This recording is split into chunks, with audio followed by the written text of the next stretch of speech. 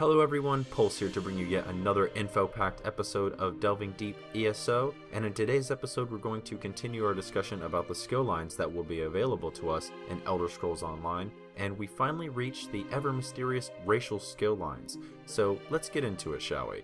Before we talk, let's give a shout out to Mr. Xalberrious for pointing me in the right direction of the racial skill line. So big thanks to him for giving me that little heads up in the comments in one of my previous videos. Now for this episode we're going to be sticking to the Ebonheart Pact, which consists of the Argonians, Dark Elves, or Dunmer, I believe is what they're called. Somebody will correct me, I'm sure. And probably the most popular race since Skyrim's release, we also have the Nords on the Ebonheart Pact. Now before we get into the actual numbers of it all and all of the spells and all that garbage, let me remind everyone once again, for probably the 1000th time at this point, that this isn't confirmed information from Zenimax, but instead it's kind of this collective of information that's come from numerous beta testers and leakers, and the evidence is really piling up at this point, and it lends itself to be what we could consider to be correct, or at least the baseline correct information. So maybe these will be tweaked a good bit in fact, but the thing is, this is more than likely what we're going to be getting in some form or another.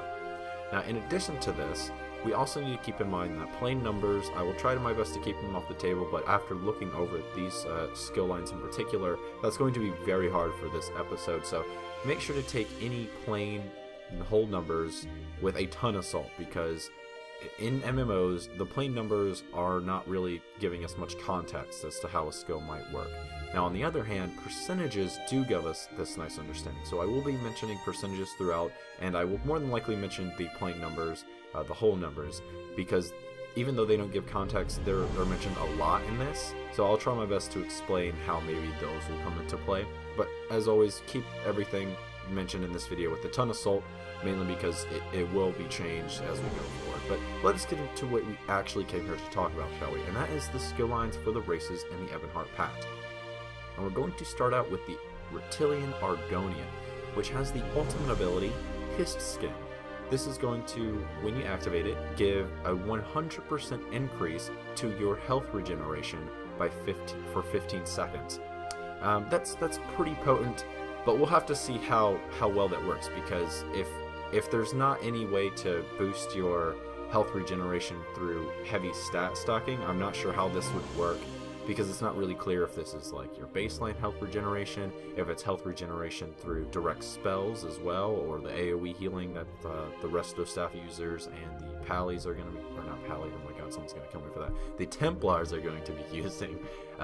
It could turn out to be really good, or it could turn out to be lackluster. I think it's probably the latter, where it's all health regeneration, be it HOTS and your baseline stuff and anything that you have on gear or in the enchanting. I think all of that's probably going to stack up for this ultimate, so it's more than likely going to be this really potent defensive ability you can use to really save your ass.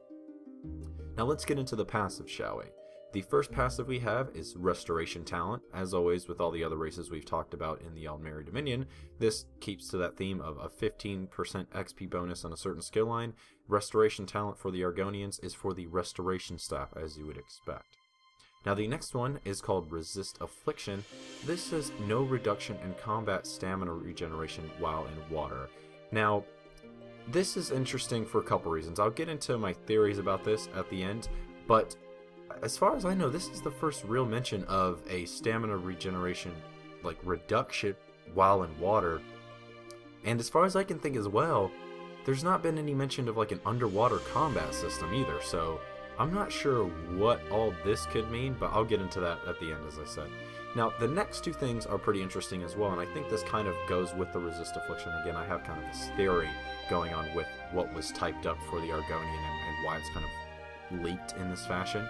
So we've got two skills here which are labeled as unknown names. We've got the first one, which is a plus flat 26 disease and poison resistance. Now obviously the plain 26, we don't really know the context of that or how potent that is, but it's a plain resistance bonus for disease and poisons. And then the other unknown is a 7% increase in healing received. Now this is kind of the reason why I think the Hissed Skin ability is going to, with all of it combined, is going to allow a huge bonus to your healing received when you activate it for the 15-second duration. So you'll have a pretty potent and defensive ability, as I mentioned, with the ultimate, especially coupled with this passive. Now, as I said, I kind of have this theory going on with the Argonians, and I believe in the haste to break this information to the internet and to the interwebs and all the people that are following the game, I think the people that have leaked or compiled the information kind of made some mistakes trying to get this out to us very quickly, especially with the names. And I think this because the unknown that is a plus flat 26 to disease and poison resistance seems like that would be the resist affliction name, right? That just seems like that would make sense, while resist affliction doesn't really make sense when you think about underwater combat. So I'm thinking what's happened here is they've gotten the names mixed up to the point that they can't remember which one is which, so they decided to put unknowns on those. So at this point I'm positive they have a legit name, they just messed it up when trying to type it out quickly. So we have the second unknown, which I'm not even going to take a guess at, but I'm sure that resist affliction is supposed to be the 26 disease and poison resistance, and then we have a more fitting, more logical name to go with the combat stamina regeneration, not getting decreased while in water. So I'm sure there's going to be an underwater themed name coupled with that. But overall, guys, let's talk about the actual skills here. What do we have available? Now, the thing is with this is the bonus to healing, I feel, is going to be pretty good for anyone new to MMOs, and will probably be quite useful in a tank role, especially with that second unknown providing that 7% bonus to heal and receive. That seems pretty damn good, I have to say, and again, coupled with the ultimate, it could be a nice kind of combination of skills, especially depending on what you take from your other skill lines. You can make yourself quite hard to kill, mainly because you just have so much health coming back to you. So maybe you don't even have to build for a heavy health pool, you can just build for tons of regeneration, which I guess fits with the Argonians' sort of reptilian style and the lore behind them, how they have the regenerative limbs and stuff like that. God, I wish I could talk today. But let's get into the Dark Elf.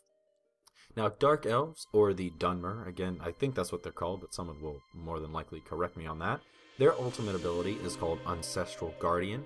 This is going to summon an Ancestral Guardian companion to fight for 15 seconds by your side, kind of similar to the Summon Bear from the Wood Elves in the previous episode, but this one can cast Taunt, which is pretty interesting.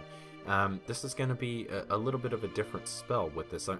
We don't really have costs. The problems with these notes is that there's no costs on the ultimates, so it's hard to say when and how you'll use this spell, but considering the 15 seconds, I'm kind of thinking this will be a mix between an oh crap button with the taunt there, or maybe it'll be used more often. If it has a low enough ultimate cost, maybe you could throw this out every so often, like every minute you can throw it out, and you'll have this ability to taunt a minion, and you can really control how a situation goes because you have this companion by your side. Now let's get into the passives for the Dark Elf, shall we? The first one is Ambidexterity. This is a 15% XP bonus to dual skill line. The next one is Dynamic. Magic and Stamina increased by 3%. I'm not really sure what they mean by this. The wording is a little bit weird in a couple of these. The Magicka, the Magicka and Stamina increase by 3%. Is that your total bar? Is that supposed to be Stamina and Magicka regeneration increased by 3%? It's hard to say, to be honest, but either way, you're going to have more Magicka and Stamina at your disposal as a Dark Elf. Then you have Resist Flame. This is just a plain 40 resistance to fire. Pretty boring, and we're seeing this in a couple other races as well. And then finally we have Flame Talent. This is going to increase fire damage by 7%, which is pretty potent. Kind of, as I said, with the second unknown from Argonians, 7% is not a number to be scoffing at, that is for sure. Now, when I look at this, to be completely honest, I don't think Ambidexterity is supposed to fit with Dark Elves. I don't know, maybe I'm just completely lost in the lore on this, and that's very well what could be the case. I'm not totally up to date with my lore, to be completely honest. But I was expecting dual wield XP bonus on Red Guards from one of those guys. I'm playing Daggerfall Covenant. Those guys. I expected dual to be on the Red Guards, or maybe even the Nords or something, but it looks like Dark Elves are getting it, and that's pretty strong, I have to say, coupled with the other stuff they have. They're kind of gotten this balance going for them. They've got the Ambidexterity for a dual wield potential. They have the Summon Ancestral Guardian for if you want to do a minion-based build, maybe. And then they've got the fire damage. And when you look at all of it together, one of the things that I'm seeing, and one of the things that I personally thought as well when looking over what the feedback and the comments were when people looked at these, and it was that a lot of people were like, I'm going to re-roll my race. One, if you were playing an Ebonheart Pact character, you're like, maybe I'm going to re-roll to a Dark Elf because these passives seem really strong, and I'm going to be a dual-wield Ardent Flame-based Dragon Knight, which does sound awesome. I have to admit, that sounds pretty awesome. You're going to be running around doing tons of fire damage with those skills kind of coupled together in a nice combo package. Now, outside of this, though, I've also thought that, I kind of mentioned that you could do a minion-based build, and I could see maybe a potential for sorcerers using the Daedric Summoning skill line, coupled with the Ancestral Guardian Ultimate, using a Fire Elemental-based Destruction Staff for a nice mix of fire and minion overload, which would really give that Warlock style of gameplay, I suppose, that a lot of people like, that darker wizard messing with the dark arts and that sort of stuff. So I could definitely see that if you're wanting to go for the more summoning minions warlock style. So that would be pretty cool as well. Overall, I think it's pretty strong. In my opinion, it's one of the strongest races thus far from what I've looked at in the passives. And it seems as though a lot of people in the Ebonheart Pact are actually considering a potential race change, as I mentioned earlier, which I don't suggest. If you're playing the game for fun, if you're wanting to play this game for the actual Elder Scrolls experience, which I think a lot of people are trying to do when they're playing ESO, it seems like the logical choice. Don't do this, guys. Pick the one that you want based on looks or based on lore. Don't worry about these passives, because the idea is that they will be potent enough that there could be a difference made. But in the end, what's going to make you feel connected to your character is that lore, is the actual character you've made, and the backstory, and the roleplay elements.